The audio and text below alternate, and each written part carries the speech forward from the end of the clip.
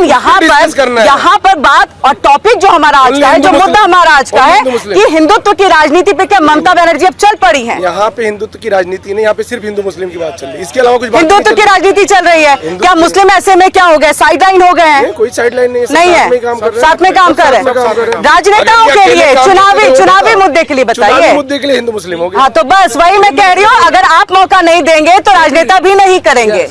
हाँ, हिंदू मुस्लिम कहीं है नहीं, देश सभी का है। हाँ ठीक है, अभी जो ये जो विपक्ष के लोग बोल रहे हैं ना कि हाँ आ जाइए, थोड़ा सा इधर आ जाइए सभी। हाँ किया मोदी ने रोजगार नहीं, 2 करोड़ रोजगार।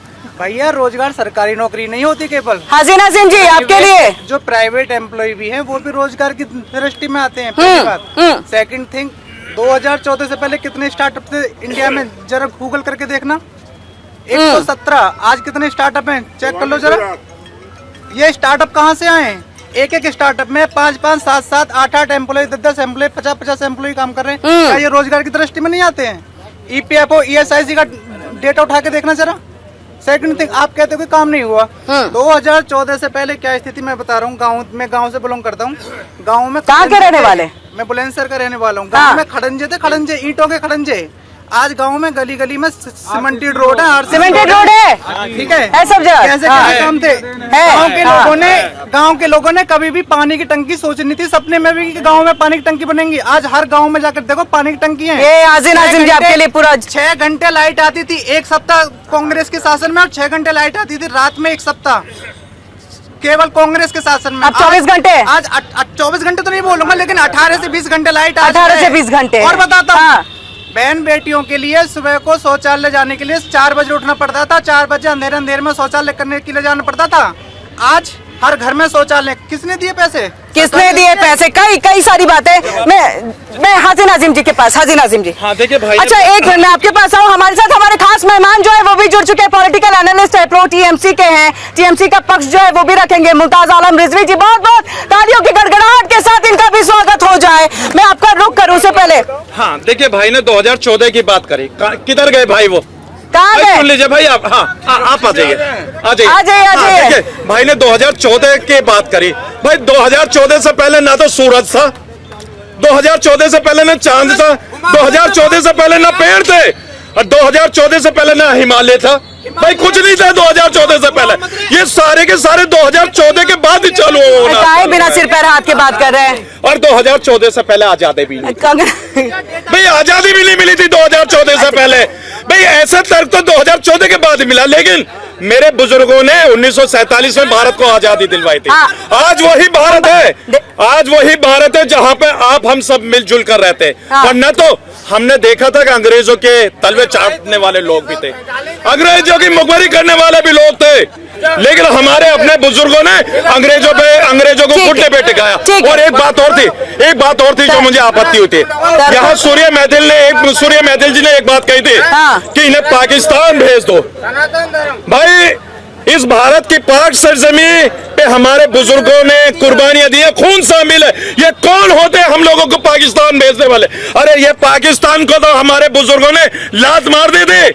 हमने गांधी जी का मुल्क चुना तो आज हमें पाकिस्तान भेजने की बात। चलिए मैं सूर्य जी, हाँ आ रही आलोक जी, आ रही।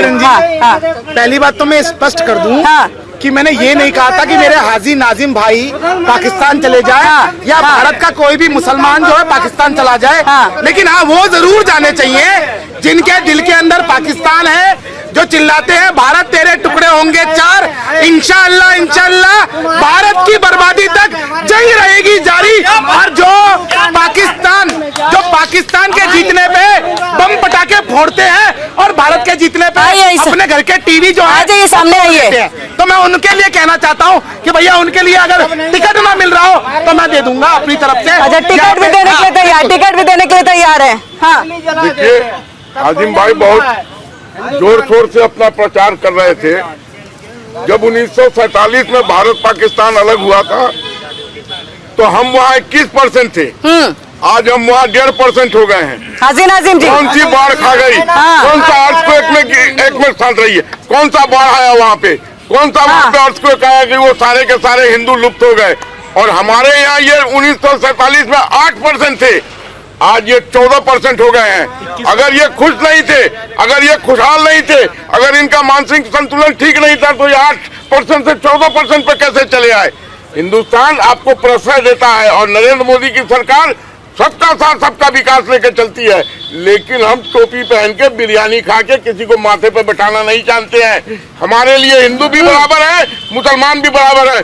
कौन सी हमारी जन कल्याणकारी योजनाएं हैं, चाहे शौचालय हो, चाहे घर हो, चाहे राशन हो, चाहे मेडिकल फैसिलिटी हो, जिसमें हमने मुसलमान को मरहूम किया है, हर में आपकी भागीदारी दी है हमने। लेकिन आप लोग जिस तरीके की बातें करते हैं, अहमदाबाद में औरंगजेब का फोटो लेके कह रहे थे बाप तो बाप ही रहेगा। मरहूम और महरूम में फर्क होता है। मरहूम दुनिया से रुखसत हो जाता है, मरहूम का मतलब जो दुनिया से रुखसत हो जाता है। भाई दुनिया से, हाँ, थोड़ा सा शब्द थोड़ा सा करेक्शन कर लीजिए। तो उर्दू के शब्द बहुत ज्यादा मतलब थोड़े टफ है, कई बार बोलने में थोड़ा लड़खड़ा जाता है इंसान। समझ जाइए, भावनाओं पे जाइए, शब्दों पे मत जाइए। जी मुमताज जी, ममता बनर्जी को क्या लगा कि अब हिंदुत्व की राजनीति नहीं करेंगे, मंदिर नहीं बनाएंगी, दुर्गा पंडाल नहीं बनाएंगी उतने बड़े एरिया में, तो शायद वो चुनाव नहीं जीत पाएंगे इस बार? बहुत बहुत शुक्रिया आपका। और मैं समझता हूँ कि इसमें परेशानी तो होनी नहीं चाहिए। अगर मान लीजिए आरएसएस के एजेंडे पे ही वो चली गई तो इसमें दिक्कत क्या है बीजेपी को? क्या बीजेपी की इजारादारी है कि वही बस मंदिर बनाएगी?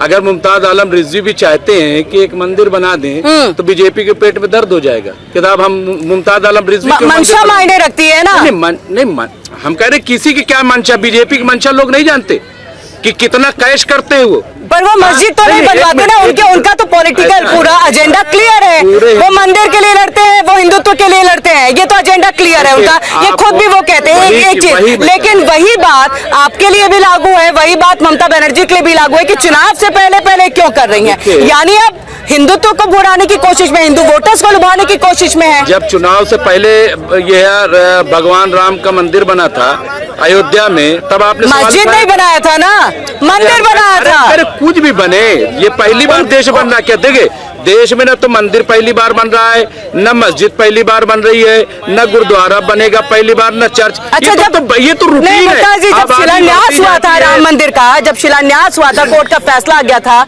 और उससे भी मतलब कोर्ट का फैसला तो बाद में आया, उससे पहले शिलान्यास प्रधानमंत्री ने कर दिया था। पर शिलान्यास तब ऐसे में मुझे बताइए उस समय कौन सा चुनाव था और कौन से चुनाव को भुनाने की कोशिश थी? देखिए ऐसा है, आप सब जानती हैं कि इस मूवमेंट को बीजेपी ने शुरू से, चाहे 6 दिसंबर 1992 हो या उसके बाद से, बीजेपी उससे पहले क्या वजूद था आप बताइए? मुमताज जी बोल रहे थोड़ा सा जोर से। एक मिनट, नहीं, मैं जोर से भी बोलूंगा। मैं अभी जोर से बोलूंगा। अभी जो आप पाकिस्तान बात कर रहे थे ना, तो सबसे पहले देखिए, मैं हमेशा कहता हूँ कि पाकिस्तान का मुकाबला हिंदुस्तान से मत किया कीजिए। पाकिस्तान हमारे यूपी के बराबर भी नहीं है। अगर यूपी के जवान खड़े हो जाए ना तो पाकिस्तान भाग जाएगा। तो इसलिए कभी हिंदुस्तान का मुकाबला जो है ना, मुकाबले वाले से किया करो, अमेरिका से किया करो, चीन से किया करो। नहीं, लेकिन मुमताज जी उन्होंने मुकाबला नहीं, उन्होंने क्लियर किया कि वहाँ जितने हिंदू थे वो हिंदू कितने कम हो गए और यहाँ मुसलमान थे वो आगे बढ़ गए। मैं बता रहा हूँ उसकी वजह ये है कि हमारा देश है वासुदेव कुटुंबकम मानने वाला, हमारा देश है अहिंसा परमो धर्मा को मानने वाला, हमारे देश में डेमोक्रेसी है, जमहूरियत है। पाकिस्तान में न तो डेमोक्रेसी है न जमहूरियत है। वहाँ पे जब लोग गए, बंटवारा सुन लीजिए, उसकी वजह ये नहीं कि सब कन्वर्ट हो गए, उसकी वजह ये हुई कि जब बाबा जी की कृपा से कितने सारे मंदिर आज हमें मिले हैं। हाँ, आ रही हूँ आपके पास। हाँ, के हिसाब से मोदी जी ने कुछ नहीं किया। हाँ, नहीं किया क्यों नहीं है? आप बोल लेने दीजिए। अच्छा, ये अच्छा लगा सुन करके। 11वीं, एक मिनट। तब तो आप लोगों को भी रोजगार मिला होगा। मुमताज भाई एक मिनट। 11वीं से उठाकर 4थी में लाके खड़ा कर दिया। मोदी जी ने कुछ नहीं किया। 3री में जाने की कवायद है।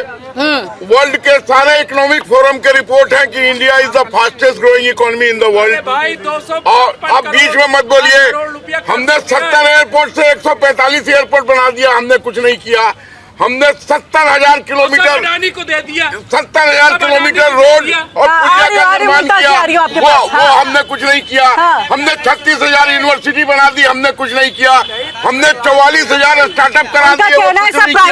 हमने 1.5 लाख में, देखिए रोड पर चलने वाला आदमी ये नहीं देखता है कि कौन बनाया। उसको रोड चाहिए, उसको बिजली चाहिए, वो हमने चलिए दिया। इसी का जवाब मुमताज जी ये बताइएगा। मैं आ रही हूँ आपके पास हाजी नाजिम जी। ये नहीं, उनका ये कहना है रोड पे चलने वाला कोई शख्स ये नहीं देखेगा इसको बनाया किसने, वो उसके लिए तो रोड है ना, उसको रोड चाहिए सही से। रोड चाहिए लेकिन हाँ। रोड पे टैक्स कितना हो गया है आपको पता है? अगर आप यहाँ से लखनऊ जाएंगी तो कम से कम 2000 रुपया टैक्स लगेगा। टैक्स नहीं लेंगे, टैक्स नहीं लेंगे, प्राइवेटाइजेशन नहीं तो रोड से बेहतरी कैसे बनाएंगे? एक सूर्या जी, हाँ सरकार समाज के लिए होती है, हाँ, लेकिन सरकार जो है प्राइवेटाइजेशन के लिए नहीं होती है। सरकार सुविधा देने के लिए होती है, सरकार बिजनेस करने के लिए नहीं होती है। वरना बिजनेस करने वालों को तो फिर हवाले कर दो पूरा देश। चुनने क्या जरूरत है? ये लाइन में लगते हैं लोग क्यों देते हैं? इसलिए कि हमें सुविधा दे। आज हर चीज को प्राइवेट। आज आप स्टेशन चले जाइए 200 रुपया वेटिंग रूम में लग रहा है। मैडम 200 रुपया वेटिंग रूम का लग रहा है आज स्टेशन, रेलवे स्टेशन चले जाइए। अभी पार्किंग में जाइए 1500 रुपया पार्किंग में लग रहा है। ठीक है, इसका जवाब मैं आ रही हूँ हाजी नाजिम जी। हाँ देखिए अभी हाजी नाजिम ने आपके इन्होंने मुमताज जी ने ये कहा जनता के सामने कि 2000 रुपए जो है वो टोल टैक्स का लगता है। बोला ना आपने, लखनऊ तक जाइए, दिल्ली से आगरा तक 450 रुपए, और उसके बाद एक्सप्रेस वे में चढ़ेंगे जब आप लखनऊ दिल्ली आगरा एक्सप्रेस वे पे 650 रुपए, मात्र 1000 रुपए में आप वहां पहुंच जाते हैं। पहली चीज। दूसरी चीज, ये टोल टैक्स की बात कर रहे हैं, इनको पता होना चाहिए 200 विजिट का 3000 रुपए का एक पास जो है वो सरकार ने अभी दिया है, वो मैं भी यूज करता हूँ।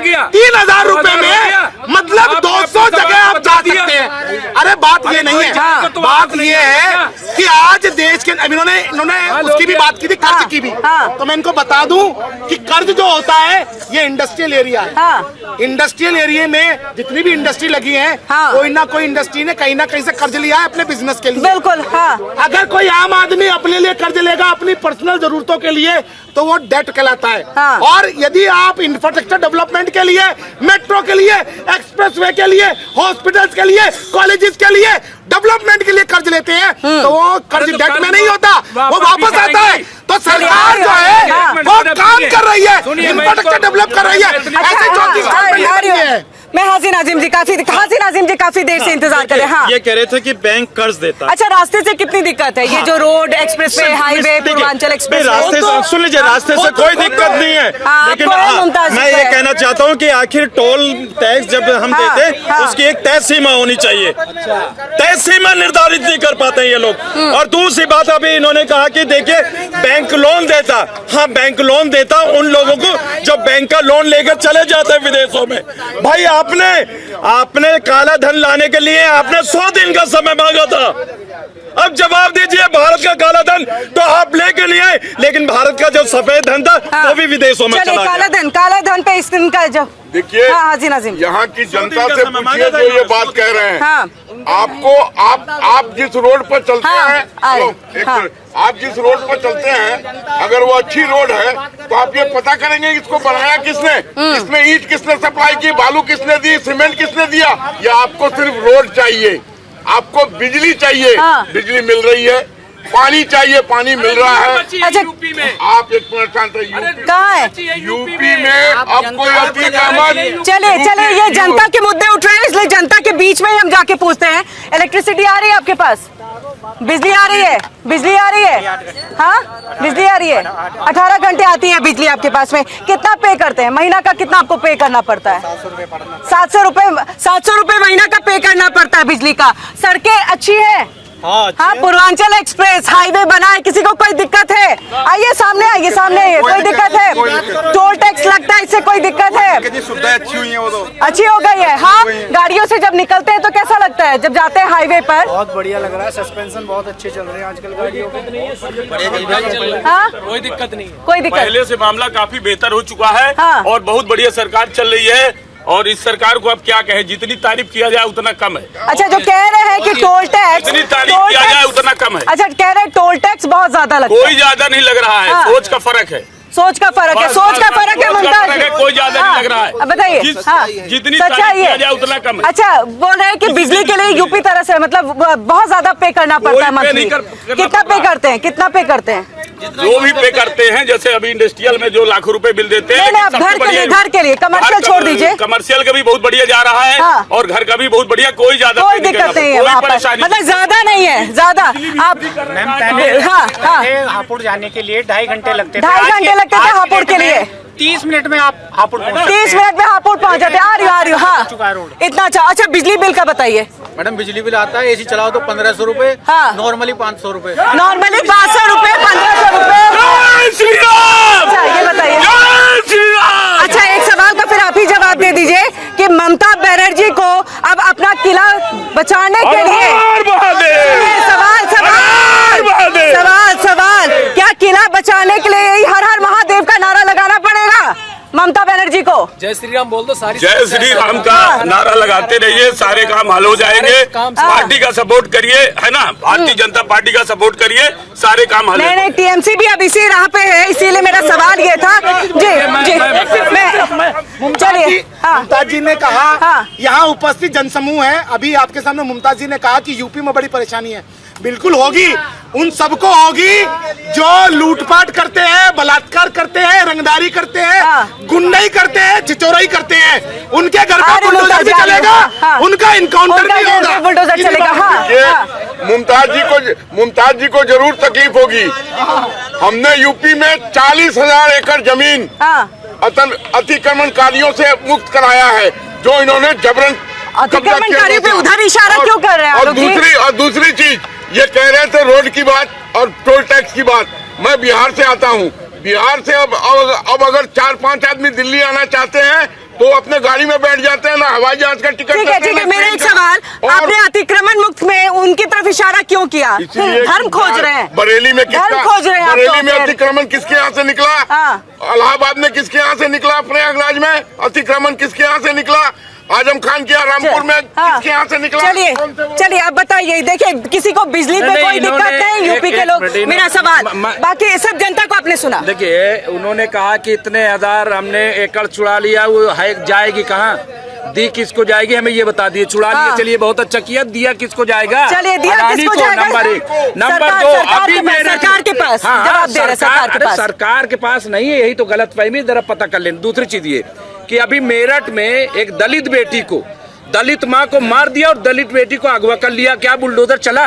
देखिए, पीड़ित के तरफ से बयान आया, वो मेरे साथ खुद भागी थी। देखिए, पीड़ित भैया देखो, अच्छा जो वो मर भी गई, जो औरत माँ मरी है, उनकी बात नहीं करी, उनकी बेटी की बात कर रही। चला। अच्छा, जो मर जाए तो बुलडोजर चलाइएगा कैसे? मतलब अरे जो जिसने हत्या की, अच्छा, उनके घर में बुलडोजर चलाने की बात कर रहे हैं। हम अपने घर में कह रहे हैं तो चलाएंगे बुलडोजर। इतना दिमाग नहीं काम करता, यहाँ पे दिमाग काम नहीं करता। कानपुर में 4 साल की बेटी के साथ जो बलात्कार हुआ, किसने किया जरा पूछ लो। हाथरस में कौन था? और अभी जो उत्तराखंड, अरे रुक जाओ जरा से, एक मिनट, अभी ये उत्तराखंड में अयोध्या की बेटी का बलात्कार करने वाले के लिए आप बोल रहे थे मैं आया था आपके पास, जब आप झूठ बोल रहे थे मैं आपके पास आया था, लेकिन इनको चूंकि बोलने नहीं देना है। अंकिता भंडारी पे आप बताइए कौन था, कौन मुस्लिम चेहरा था, लेकिन वहाँ बुलडोजर चला। देखिए, ये जात पात की राजनीति कर रहे हैं। और एक चीज मैं दोस्तों कहना चाहता हूँ, दोस्तों को मैं तमाम लोगों से कहना चाहता हूँ कि जिस तरह से कांग्रेस ने मुसलमानों का तुष्टीकरण करती रही और उसका नतीजा ये हुआ कि मुसलमानों की हालत दलितों से बदतर हो गई। अब बीजेपी जो है वो हिंदुओं का तुष्टीकरण शुरू कर दिया है धर्म के नाम पे। उसके चक्कर में मत पड़िएगा, वरना एक दिन वो तो जाएंगे नहीं झोला लेकर के कटोरा, लेकिन सारे लोग कटोरा लेकर के आ जाएंगे। मैं आपको पक्का बता रहा हूँ कि नहीं 2012 से 17 तक दंगे हुए, सब जानते हैं।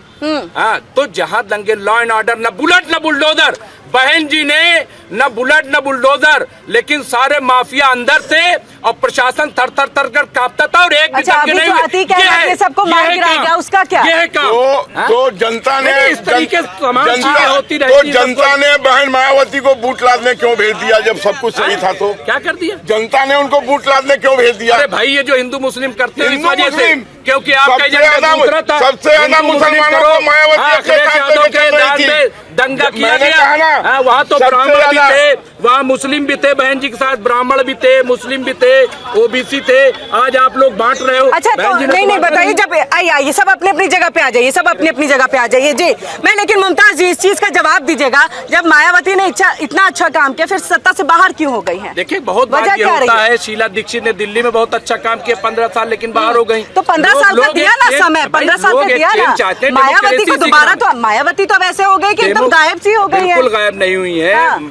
अभी आप देखिए, कल 18 जगह 18 मंडलों में, और हर मंडल में कम से कम 3-3, 4-4 लाख लोग बहन मायावती जी का जन्म मनाया गया। तो इसलिए ऐसा अच्छा, तो नहीं है। ब्राह्मणों की आप राजनीति देखिए, फिर वो करेंगे, क्योंकि अभी उनका क्योंकि- बयान भी आया। अरे कल बयान नहीं आया। हाँ भाई, तुम प्रेस कह रहे हैं। कॉन्फ्रेंस में हाँ, उन्होंने कहा हाँ, ब्राह्मणों कि ब्राह्मण जो हमारे यहाँ थे, हाँ। सबको पूरी आजादी थी हाँ। और सबको पूरा सम्मान अच्छा, मिला, अब सबको आजादी नहीं है। हिस्सेदारी मिली। ठीक है, आजादी है, ठीक है। ब्राह्मण तो काटे हाजिर जाते हैं। हाजिर जी, हाँ। किरण जी देखिए, मुमताज भाई ने बहुत अच्छी बात कही थी। यहाँ पर देखिए, कांग्रेस के बारे में जो बात कही थी बिल्कुल सही कही थी।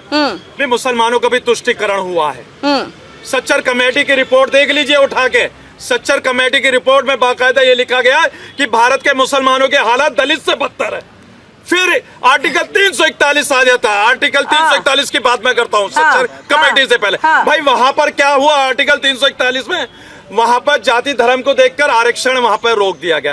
भाई अगर हिंदू समाज का कोई नाई है तो वहां पर उनको आरक्षण है, लेकिन मुस्लिम समाज का कोई नाई है, उसको आरक्षण नहीं है। हिंदू समाज का कोई धोबी है तो उसको आरक्षण है, मुस्लिम समाज का कोई धोबी है तो उसको आरक्षण नहीं है। पीस पार्टी मांग करती है कि आर्टिकल 341 को बहाल कर दिया जाए, ताकि ये आर्टिकल 341 बहाल हो और मुस्लिम समाज भी आगे बढ़े, देश की विचारधारा के साथ अरशद के बयान पे फिर आप सहमत होंगे? क्योंकि अभी जो आप लोगों की हाशिए वाली स्थिति है, उसके लिए कांग्रेस जिम्मेदार है। फिर आप मानते हैं कि कांग्रेस ने गलती की? हाँ बिल्कुल। देखिए, मैं तो कहता हूँ कि देखिए, कांग्रेस ने उस वक्त गलती करी, लेकिन आज जो मौजूदा सरकार है वो गलती कर रही है। मौजूदा सरकार को आर्टिकल 341 बहाल कर देना चाहिए, क्योंकि इनको हिंदू भी वोट देता है, मुस्लिम भी वोट देता है, लेकिन ये क्या कहते हैं कि हमें सिर्फ हिंदू मुस्लिम कहा देता है बीजेपी को वोट? बिहार के अंदर किसने दिया? वोट दे देते हैं? बिहार के अंदर किसने दिया? वोट दे देते हैं? भर भर के मुसलमानों ने वोट बिहार दिया में है। तो महागठबंधन ने साइडलाइन कर दिया ना असदुद्दीन ओवैसी को, फिर कहाँ जाते हैं वो? चलिए इसका जवाब हम लेते हैं। हाँ, अरे सही कह रहे हैं उन्होंने, वो सही कह रहे हैं हाजिम भाई। हमको बिहार में मुसलमानों का भी वोट मिला है, लेकिन किनका वोट मिला है? जिनको हमने 3 तलाक से मुक्ति दिलाई, बुरके के अंदर से कमल पर वोट पड़ा है। सही कह रहे हैं आप। सूर्या जी। हाँ, देखिए 341 का जिक्र कर रहे हैं बार बार कि उसके तहत मुस्लिमों को जो है, मतलब जो आरक्षण नहीं मिलता है, 1941 से मिल जाएगा। देखिए, पहली 341 पहली बात तो भारत के संविधान में स्पष्ट है कि धर्म के आधार पर कहीं पे भी आप आरक्षण नहीं दे सकते। ये स्पष्ट कर रखा है बाबा साहब भीमराव अंबेडकर जी ने, जब इसे देश के अंदर संविधान को लागू करवाया था, उसमें उन्होंने स्पष्ट कर दिया। आर्टिकल 341 में बात कीजिए। दूसरी बात, संविधान के तहत दूसरी लिखा हुआ था बात, article right to equality, UCC, NRC, 370, 35A, ये भी संविधान का हिस्सा थे ना भैया। आप लोग विरोध क्यों करते रहे? और एक मजे की बात मैं कहना चाहता हूँ, अभी 370 की बात करी ना। हाँ, चलिए आप बात कीजिए, फिर मैं आपको मुमताज जवाब भाई ने देता हूँ। 370 का जवाब दूंगा। अडानी और अंबानी के लिए बहुत छातियां पीटी, हाँ। है ना? देखिए, ना तो मेरा अडानी से संबंध है ना अंबानी से संबंध है, लेकिन एक बात तो है कि वो भारत में रजिस्टर्ड कंपनियां हैं, और हमारे देश की ग्रोथ तभी होगी जब हमारी स्वदेशी कंपनियां, चाहे वो अडानी हो, अंबानी हो, गोदरेज हो, ब्रिटानिया हो, विप्रो हो, या और कोई भी मल्टीनेशनल कंपनी हो, वो भारत की कंपनी पूरे विश्व में जाके बिजनेस करेंगी। ऐसा नहीं है कि आप अमेरिका के तलवे चाटने वाले लोग केवल और केवल अमेरिकन कंपनियों से, अमेरिकन कंपनियों को और चाइनीज कंपनियों की दलाली करने वाले लोग या खड़े होकर बातें बनाएंगे और कुछ नहीं होगा। देश की कंपनियों को गाली देना फैशन बन गया है। देश की कंपनियों को गाली देना फैशन बन गया है। फैशन बन गया आप लोगों का, देश की कंपनियों का। जब हम अमेरिका की मुखालफत कर रहे थे, जब ट्रम्प को कह रहे थे, तो अब की बार ट्रम्प सरकार का नारा दे रहे थे, और ये लोग जो है यहाँ हवन चल रहा था और ये जो है ट्रम्प चालीसा चल रहा था। और आज जब वो दिमाग का जो दिवालिया आदमी है ट्रम्प, आज जब उसने बैक फायर कर दिया, तब इनको समझ में आया कि हाँ, मुमताज आलम रिजवी सही कह रहे थे। नहीं, तो ये था मामला। ठीक है मुमताज जी, ये बताइए ना, बेहतर रिश्ते तो हम बाकी देशों के साथ बनाएंगे ना। अब उनका मूड फिरा, इसमें क्या कर सकते हैं भारत सरकार? इसमें तो प्रधानमंत्री भी कुछ नहीं कर सकते ना। नहीं तो यही तो कह रही है, तो यही तो रीड करना चाहिए ना। इसीलिए हमेशा जात पात या पर्सनली जो है किसी लीडर को इतनी अहमियत नहीं देनी चाहिए। हमेशा फॉरेन पॉलिसी नहीं, ये तो रिश्ते बेहतर बनाने के लिए था ना। मेरा ये सवाल है, ये तो रिश्ते बेहतर बनाने, ये पाकिस्तान के साथ भी बेहतर रिश्ते बनाने की तैयारी थी, ये बेहतर रिश्ते बनाने की तैयारी थी। 150 करोड़ का देश है, सबसे बड़ा बाजार इस वक्त हिंदुस्तान है। और हिंदुस्तान सोने की चिड़िया था नहीं, सोने की चिड़िया है, ये आप समझ लीजिए। पूरी दुनिया में अगर किसी को मार्केटिंग करनी है तो आज हिंदुस्तान उसे आना पड़ेगा।